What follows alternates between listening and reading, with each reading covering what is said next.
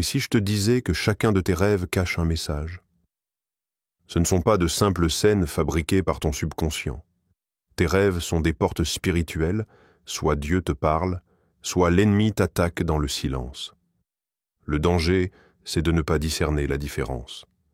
Car ce que tu ignores dans le rêve peut détruire ta vie éveillée.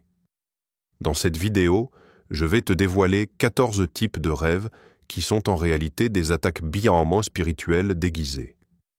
Certains de ces rêves te semblent peut-être normaux, mais en vérité, ils sont des signaux que le royaume des ténèbres t'a pris pour cible. Si tu veux apprendre à identifier ces attaques et reprendre le contrôle spirituel de ta vie, reste bien jusqu'à la fin. Abonne-toi maintenant, active la cloche pour ne rien manquer et dis-moi en commentaire quel rêve t'a déjà troublé ou marqué. Tu n'es pas seul? Parlons-en. Premier. Tu rêves qu'on te poursuit. Imagine. Tu es en train de courir, haletant, les jambes lourdes, le cœur battant à tout rompre. Tu ne sais pas exactement qui te poursuit. Tu ne vois qu'une silhouette floue ou peut-être une bête sans visage. Tu veux t'arrêter, reprendre ton souffle, mais tu ne peux pas. Tu es pris dans une course infernale qui semble ne jamais finir. Ce rêve-là, tu l'as peut-être déjà fait plus d'une fois. Et si je te disais que ce n'était pas juste un rêve? Dans le monde spirituel, la course est bien réelle. Ce que tu vois dans le rêve, ces ombres, ces entités, ces poursuivants, ne sont pas des illusions de ton subconscient. Ce sont des forces spirituelles hostiles, des esprits envoyés pour te ralentir, te détourner, t'épuiser mentalement. Leur objectif est simple, t'empêcher d'avancer vers ton appel. Car ils savent que si tu atteins ce que Dieu a préparé pour toi, tu deviendras dangereux pour le royaume des ténèbres. Ces rêves se manifestent souvent quand tu es à la veille d'un tournant important, un changement de saison, une élévation, une percée. Et au lieu de te réjouir, tu dors, et tu te retrouves en train de fuir. Pourquoi?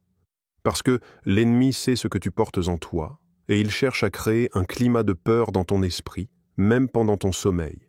Mais tu n'es pas appelé à fuir. Tu n'es pas un fugitif. Tu es un guerrier. La fuite dans le rêve est une projection de la peur que l'ennemi essaie d'implanter en toi pour te faire croire que tu es inférieur, vulnérable, exposé. Arrête-toi dans le rêve. Tourne-toi. Affronte ce qui te poursuit. Car celui qui est en toi est plus grand que tout ce qui te court après. Tu ne combats pas à main nue, tu combats avec la parole, avec le sang de l'agneau, avec la vérité.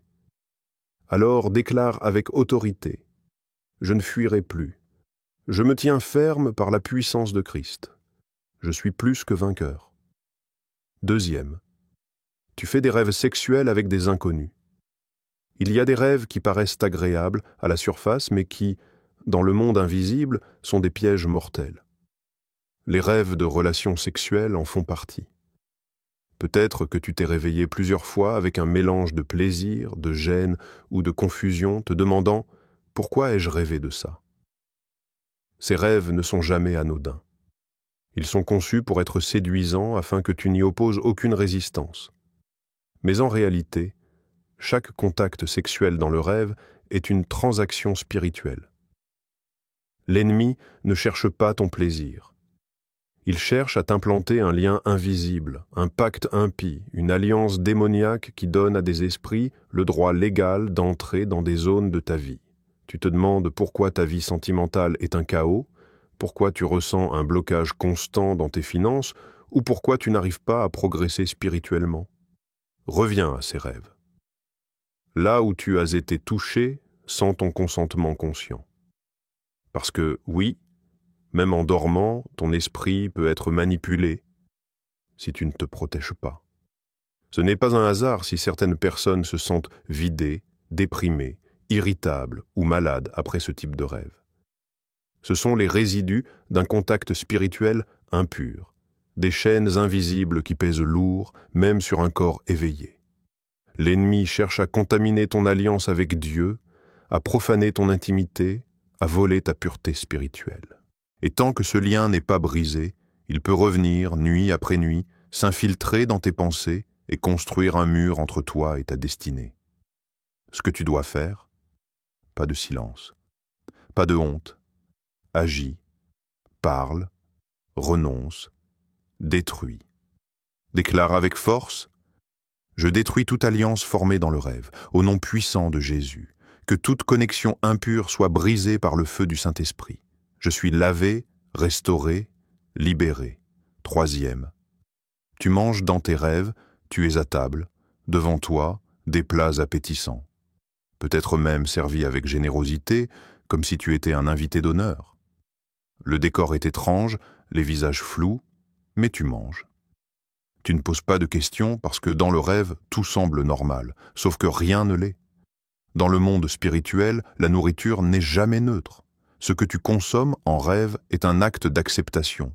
Chaque bouchée, chaque gorgée représente une porte ouverte, une autorisation silencieuse que ton esprit accorde, sans que tu ne le saches, à des forces qui veulent s'introduire dans ta vie. Lorsque tu manges dans ces rêves, surtout des repas donnés par des personnes inconnues, ce n'est pas un festin. C'est un piège bien maquillé. Ce que tu crois être un repas est en réalité un poison spirituel, une substance invisible qui pénètre ton système intérieur pour semer la confusion, la maladie, la pauvreté, la stérilité spirituelle. Il y a des gens qui se réveillent après avoir rêvé qu'ils mangeaient et quelques jours plus tard, leur santé se dégrade soudainement ou leur vie prend un virage négatif. Perte d'emploi, blocage relationnel, découragement spirituel inexplicable. Pourquoi ? Parce qu'une graine d'infirmité ou de pauvreté a été plantée pendant le sommeil à travers un simple plat, dans un simple rêve. Ne te laisse plus berner. Même en rêve, ton corps spirituel doit être alerte. Si l'ennemi t'a nourri en cachette, il est temps de rejeter l'aliment et détruire l'effet. Ce n'est pas de la métaphore. C'est une action spirituelle concrète. Proclame maintenant: je vomis tout aliment impur ingéré dans mes rêves. Que le feu de Dieu purifie mon corps, mon âme, mon esprit. Tout poison spirituel est neutralisé. Toute alliance faite par la nourriture est annulée au nom de Jésus-Christ. 4e. Tu retournes dans ta maison d'enfance ou ton ancienne école. Tu ouvres les yeux dans un rêve et tu es là, devant cette vieille maison, celle où tu as grandi. Le carrelage est familier, l'odeur aussi. Peut-être que tu entends encore les voix du passé. Parfois, c'est ton ancienne école, des couloirs que tu croyais oubliés. Tu sais que ce n'est plus ta réalité, mais dans le rêve, tu y es piégé, comme aspiré par un passé que tu croyais fermé à jamais. Pourquoi ton esprit te ramène-t-il sans cesse dans ces lieux ? Pourquoi revisites-tu les chapitres que tu as déjà vécus ou que tu as même voulu oublier ? Ce n'est pas de la nostalgie, c'est une tentative de régression spirituelle. Dans le monde invisible, ces lieux représentent des racines profondes, parfois contaminées. Il peut s'agir de l'imitation familiale, d'héritage spirituel négatif, de cycles générationnels, ou même de blessures jamais guéries. Et les forces ennemies s'en servent comme d'un point d'ancrage pour te retenir, pour te convaincre que tu ne peux pas dépasser ce que tu as été, que tu es condamné à tourner en rond dans le même schéma, génération après génération. Ces rêves ne sont pas juste étranges, ils sont révélateurs. Si tu y retournes sans cesse, c'est peut-être que quelque chose non résolu dans ton passé continue de gouverner ton présent. Une porte ouverte, un lien ancestral, une malédiction familiale qui veut t'empêcher de bâtir au-delà des ruines d'hier. Mais Dieu ne t'a pas appelé à répéter l'histoire. Il t'a appelé à la réécrire. Ce que tes ancêtres ont subi, tu ne le subiras pas. Ce qui t'a limité ne te limitera plus. Tu n'es pas appelé à vivre en arrière. Proclame avec foi: je me libère de toute fondation négative. Je refuse d'être prisonnier du passé. Je ne régresse pas, je progresse. Par la puissance du nom de Jésus, toute attache à mes anciens schémas est brisée. 5e. Tu voles ou flottes sans contrôle. Il y a des rêves qui donnent l'impression de liberté. Voler dans les airs, s'élever au-dessus des maisons, traverser les paysages. Ça peut sembler exaltant, Mais il y a une ligne fine entre un vol inspiré par Dieu et un vol orchestré par les ténèbres. Voici le point critique: qui tient le contrôle? Dans ces rêves où tu flottes sans le vouloir, où tu es projeté dans l'espace, où tu changes de lieu sans comprendre pourquoi, ton esprit est pris en otage. Ce n'est plus toi qui commandes ton mouvement, c'est un autre pouvoir. Ce type de rêve n'est pas rare, surtout chez ceux qui ont un appel spirituel fort ou une sensibilité prophétique. L'ennemi repère cette sensibilité et tente de l'utiliser à son avantage. Il cherche à détacher ton esprit de ta volonté, à l'entraîner dans des zones spirituelles non autorisées, à faire de toi un instrument sans ton consentement. Ce n'est pas une simple errance nocturne, c'est un enlèvement spirituel. Et dans beaucoup de cas, tu te réveilles épuisé, troublé, vidé, comme si ton âme avait combattu toute la nuit, parce que c'est exactement ce qui s'est passé. Le monde spirituel est structuré. Il y a des lois, des accès, des permissions, et si ton esprit est de déplacer sans ton accord, c'est qu'une porte a été laissée ouverte. Une faille que l'ennemi a exploitée, peur non confessée, curiosité occulte, désobéissance non réglée ou simple négligence dans la prière. Il est temps de restaurer ta souveraineté spirituelle. Ton esprit n'est pas une marionnette. Il ne peut pas être manipulé à volonté. Il appartient à Dieu et Dieu seul. Déclare fermement: mon esprit appartient à Dieu seul. Aucune force ne m'utilisera comme instrument. Je récupère le contrôle spirituel, je ferme toute brèche. Je suis scellé par l'Esprit de Dieu. 6e. Tu es dans de l'eau trouble ou sale. Imagine-toi plongé au cœur d'un rêve où l'eau n'est plus claire ni apaisante. Au lieu de l'océan de paix auquel ton âme aspire, tu te retrouves immergé dans des flots agités, sombres, chargés de boue et de débris. L'eau qui coule autour de toi ne reflète plus la lumière divine, mais semble être le miroir d'un environnement spirituel corrompu. Dans l'univers symbolique des rêves, l'eau représente souvent l'essence même de ton être intérieur, la dimension spirituelle qui te relie à l'infini. Quand cette eau se trouble ou devient sale, elle révèle une contamination, une intrusion indésirable dans cet espace sacré. C'est comme si l'ennemi injectait dans ton subconscient un liquide empoisonné, cherchant à embrouiller ta vision, à assombrir ton esprit et à étouffer la clarté de ta communion avec le divin. Visualise cette scène. Tu t'immerges dans un courant qui autrefois t'apportait réconfort et inspiration.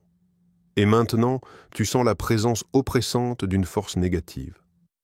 Chaque vague agitée, chaque tourbillon de boue est une manifestation des attaques spirituelles qui cherchent à te submerger. Le décor se transforme.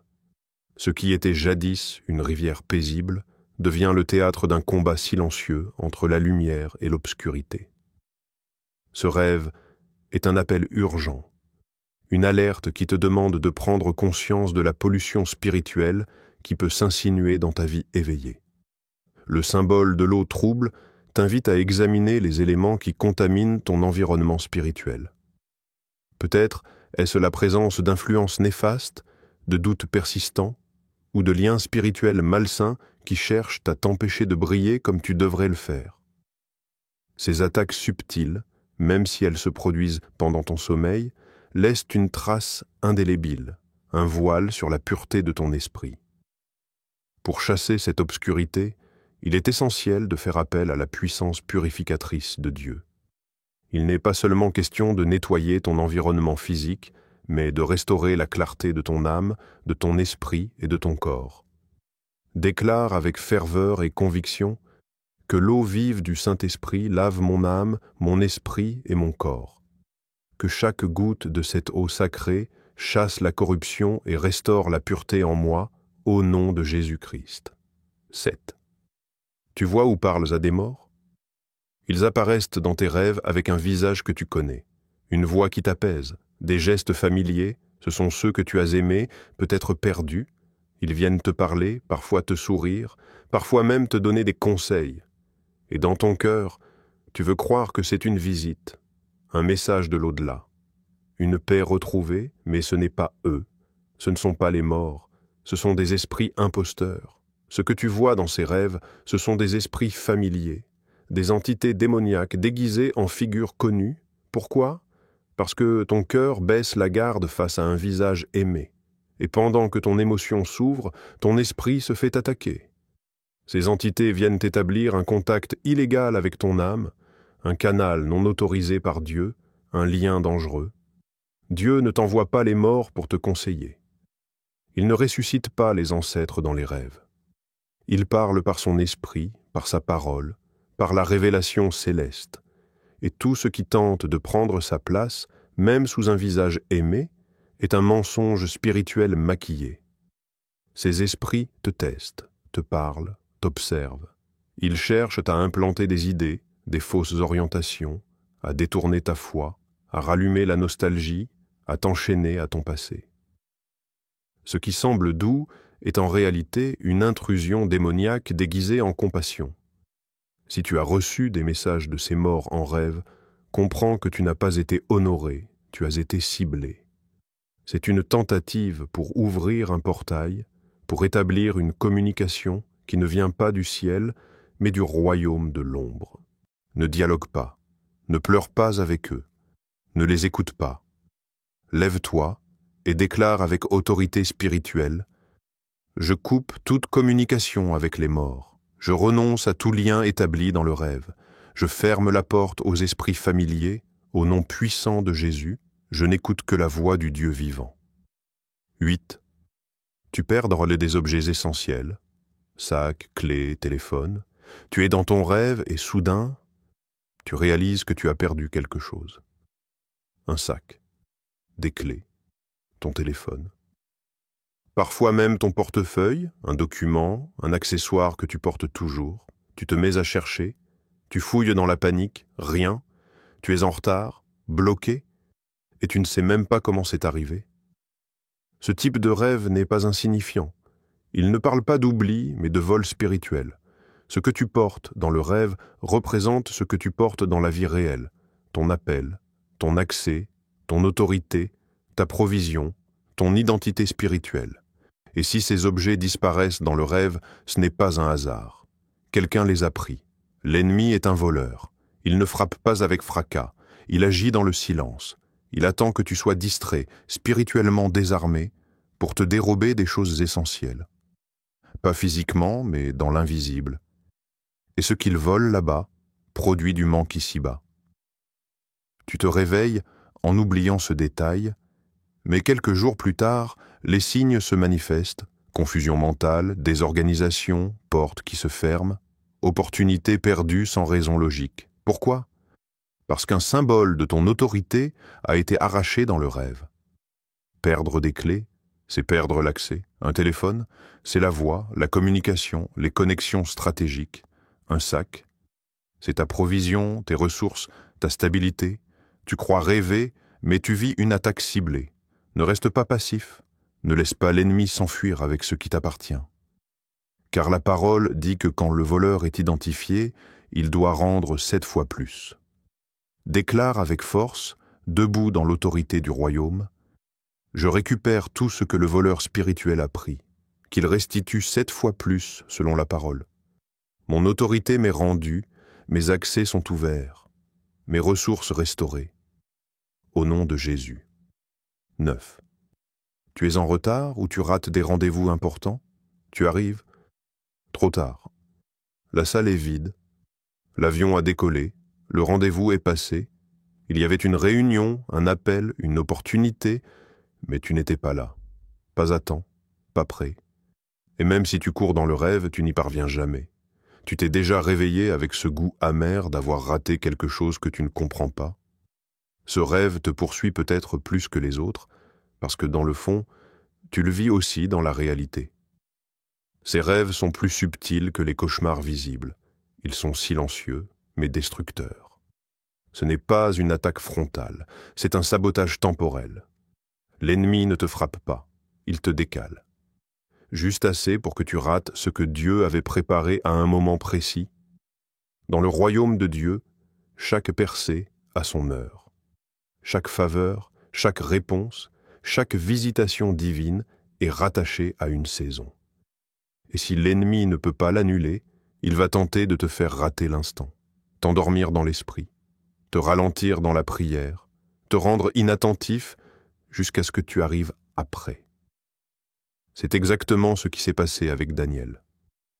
Sa prière avait été exaucée dès le premier jour, mais le prince de Perse a bloqué la réponse pendant 21 jours. Ce que tu appelles délai est peut-être une guerre spirituelle sur ton calendrier divin. Ces rêves sont des signes que tu dois reprendre le contrôle de ton temps spirituel. Ce n'est pas seulement une question d'agenda, c'est une question de destinée. Déclare avec confiance. Je marche dans le calendrier de Dieu. Aucun retard ne m'empêchera d'entrer dans mon appel. Chaque saison prévue pour moi sera honorée. Je refuse le sabotage temporel. Je suis en alignement avec le ciel. 10e présence de serpent, oiseau ou reptile. Tu es dans un rêve et quelque chose rampe à tes pieds. Ou peut-être que tu lèves les yeux et tu vois un oiseau noir tournoyer au-dessus de toi, un serpent, un lézard, une créature au mouvement lent, silencieux mais menaçant. Le décor semble flou, mais la menace est réelle. Ces animaux dans les rêves ne sont pas de simples figures aléatoires. Ils sont codés spirituellement. Le serpent est le plus ancien des imposteurs. Depuis le jardin d'Éden, il se glisse dans les lieux de confiance pour semer le doute, trahir, séduire, attaquer sournoisement. Les oiseaux, eux, symbolisent souvent la surveillance spirituelle. Des entités qui volent au-dessus de toi pour observer, rapporter, envoyer des attaques invisibles. Quant aux reptiles, ils évoquent souvent la dissimulation, l'hostilité déguisée, ou des pactes ténébreux tapis dans les zones oubliées de l'âme. Quand ces bêtes apparaissent dans tes rêves, ce n'est jamais anodin. Ce sont des signes d'une attaque directe. Une manifestation d'une présence spirituelle malveillante qui ne se cache plus. Elle ne cherche plus seulement à t'influencer, elle te cible, parfois elle te morde, parfois elle te regarde fixement. D'autres fois, elle s'enfuit. Mais elles sont là, comme une ombre qui ne te quitte pas. Tu ne dois pas minimiser ces apparitions. Ce sont des messages d'alarme du ciel, te signalant qu'un esprit impur cherche un accès, un contact, un point d'entrée. Ne dors pas sur ça. Lève-toi comme un soldat. Tu n'es pas sans défense. Tu as le pouvoir d'écraser la tête du serpent, de faire taire l'espion volant, de révoquer toute alliance cachée. Proclame avec autorité. Je piétine chaque force serpentine. Je détruis tout esprit de trahison, de surveillance démoniaque, de ruse cachée. Rien ne m'échappera sous la couverture du sang de Jésus. Je suis invisible aux yeux des puissances ennemies. 11. Tu es nu ou mal habillé en public. Dans ton rêve, tu es dans la rue, ou à l'école, ou dans une salle pleine de monde, et soudain, tu te rends compte, tu es nu. Ou peut-être vêtu d'un vêtement inapproprié, déchiré, sale. Les regards se tournent vers toi. Tu ressens un mélange de panique, de honte, d'impuissance. Tu veux te cacher, mais il n'y a nulle part où fuir. Ce rêve n'est pas juste gênant, il est profondément spirituel. Car dans le monde invisible, les vêtements représentent ta couverture spirituelle. Être nu, c'est être exposé, être vulnérable. C'est comme marcher dans un champ de bataille, sans armure. Ce type de rêve est un signal clair. L'ennemi a trouvé une ouverture. La nudité dans le rêve révèle un retrait de protection divine, une faille dans ton manteau de justice ou un accès que l'ennemi a profité pour te déshonorer. Il ne veut pas seulement t'attaquer, il veut te ridiculiser, t'exposer au jugement des autres, te faire perdre ta dignité spirituelle. Parfois, cette exposition vient d'une porte ouverte, une faute non confessée, une culpabilité cachée, un éloignement de Dieu qui a affaibli ta couverture. Parfois, elle vient d'un acte de sorcellerie visant à te dépouiller, à t'enlever ce que Dieu t'a donné, ton autorité, ton honneur, ta voix, ton identité. Mais même dans ce rêve, Dieu te parle. Il te montre ce que l'ennemi essaie de faire pour que tu le renverses. Car tu n'as pas été créé pour être exposé à la honte. Tu as été appelé à être revêtu de gloire. Tu n'es pas sans vêtements. Christ est ta couverture. Il a déjà payé pour te vêtir de justice, de dignité et de force. Proclame maintenant, avec foi et puissance, « Je revais le manteau de justice de Christ. Toute honte, tout déshonneur, toute exposition démoniaque est annulée. Je suis couvert par la gloire de Dieu, mon esprit est protégé, ma dignité restaurée. » 12. Tu échoues à des examens. Tu es assis là, devant une feuille d'examen, mais tu ne comprends rien. Les questions semblent floues, le temps s'écoule. Tu cherches des réponses, mais elles s'échappent. Ou alors, tu arrives en retard. Ou tu découvres que l'examen est terminé sans même avoir pu commencer, et tu te réveilles frustré, inquiet, comme si quelque chose en toi venait d'échouer. Ce rêve n'est jamais innocent. Il ne s'agit pas seulement d'une peur de l'échec, c'est une manipulation spirituelle ciblée. L'ennemi cherche à planter l'idée de l'échec dans ton subconscient pour que tu doutes de ta capacité, de ton intelligence, de ton appel. Il veut programmer la peur avant même l'action. C'est une stratégie puissante. Te faire croire que tu n'as pas ce qu'il faut, que tu vas forcément échouer, que tu n'y arriveras pas. Mais ce rêve n'est pas une prophétie. C'est une tentative de sabotage.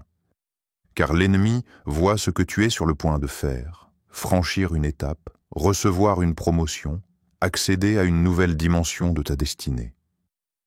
Il sait que tu portes en toi l'intelligence de Dieu, que tu as été créé pour vaincre, résoudre, surmonter, bâtir. Alors il attaque là où tout commence, dans l'esprit. Le but de ce rêve est clair, t'enlever la confiance, t'enfoncer dans l'auto-sabotage, t'installer dans le doute permanent. Il veut que tu croies à une limite qui n'existe pas. Mais Dieu ne te voit pas comme quelqu'un de limité. Il te voit comme un fils, une fille capable, équipée et appelée. Tu n'es pas destiné à échouer. Tu es destiné à passer chaque test, à franchir chaque palier, à conquérir chaque terrain. Déclare avec force et conviction « J'ai l'intelligence de Christ. Je suis rempli de sagesse divine. Je réussis tout ce que Dieu me confie. Aucun rêve de défaite ne définira ma réalité. Mon esprit est éveillé, mon appel est intact. » 13. Tu es enfermé dans une pièce ou un bâtiment. Tu es debout dans une pièce sans fenêtre. Ou peut-être un bâtiment immense au couloir sans fin. Tu tournes la poignée, verrouillé. Tu cherches une sortie, rien. Le plafond est bas, l'air est lourd. Tu sens que tu es coincé, retenu, oublié. Et pendant que tu dors, il essaie de renforcer ses murs pour que tu ne puisses plus avancer. Tu peux avoir l'appel de Dieu sur ta vie, mais si tu rêves sans cesse que tu es enfermé, que tu tournes en rond dans un lieu sans issue, alors quelque chose cherche à t'enfermer spirituellement. C'est plus qu'un décor de rêve. C'est une cage dressée dans l'invisible pour t'empêcher d'accéder à ce que Dieu a préparé pour toi. Ces rêves sont des cris, des avertissements, des alarmes que ton esprit déclenche pour te montrer l'endroit exact où tu es retenu. Et ce que tu fais dans ces moments compte. Tu ne peux pas te contenter de regarder les murs. Tu dois les renverser, car la promesse est claire. Le Seigneur libère les captifs. Tu n'es pas destiné à vivre enfermé. Ton appel est trop grand pour être contenu dans un cachot spirituel. Déclare avec puissance, comme quelqu'un qui brise les verrous de l'invisible. Chaque prison spirituelle est brisée. Tout bâtiment de limitation construit contre moi s'effondre. Je sors libre, au nom de Jésus. Ma destinée est libérée, mes pas sont relâchés. Rien ne m'arrêtera. 14. Tu es attaqué par des gens que tu connais. Tu dors et tout semble normal, jusqu'à ce que la trahison surgisse. Un ami te poignarde, un frère te frappe, une sœur t'insulte, un collègue te poursuit. Des visages connus, des gens que tu aimes, qui jamais dans la vraie vie ne t'auraient fait de mal. Mais là, dans le rêve, ils deviennent tes ennemis. Et tu te réveilles avec ce goût amer. Pourquoi lui? Pourquoi elle? La confusion s'installe. Tu commences à douter, à soupçonner, à te méfier. Mais attention, ce n'est pas forcément eux. L'ennemi est rusé. Quand il ne peut pas t'atteindre directement, il infiltre tes relations, pas seulement dans la vraie vie, mais aussi dans tes rêves. Il utilise l'image des personnes que tu connais pour semer la division, la méfiance, la blessure émotionnelle. Ce n'est pas la personne que tu vois, c'est un esprit qui a volé son visage. Car l'ennemi sait que si ton cœur s'endurcit contre ceux que Dieu a placés dans ta vie, tu t'isoles, tu te fermes, tu perds la force de l'unité. Ces rêves sont donc des attaques doubles, ils touchent ton âme, mais aussi ton entourage. Ils viennent déformer la perception, manipuler les émotions et t'éloigner de ceux qui peuvent t'aider. Alors tu dois agir, pas avec colère, mais avec discernement. Tu dois séparer la personne réelle de l'image manipulée, tu dois discerner l'attaque sans te laisser contaminer par elle. Ne tombe pas dans le piège de la suspicion. Ne laisse pas la division s'installer. Au contraire, ferme la porte avec autorité et bénis. Déclare calmement, mais avec une clarté surnaturelle, « Je rejette cette image manipulée. Aucun esprit n'utilisera mes proches contre moi. Je ferme la porte à l'esprit de confusion et de division, et je bénis la personne réelle au nom de Jésus. » Ces rêves ne sont pas juste des séquences aléatoires. Ce sont des fenêtres spirituelles. Si tu les ignores, tu laisses à l'ennemi l'accès à ta vie sans défense. Mais si tu discernes et que tu réponds par la prière, la foi et la parole, alors tu fermes la porte à l'ennemi et tu protèges ton destin. Couvre-toi chaque soir du sang de Jésus. Prie avant de dormir et surtout, lève-toi spirituellement. Parce que ton rêve n'est pas un jeu, c'est un champ de bataille. Abonne-toi à cette chaîne pour ne rien rater de nos enseignements spirituels puissants.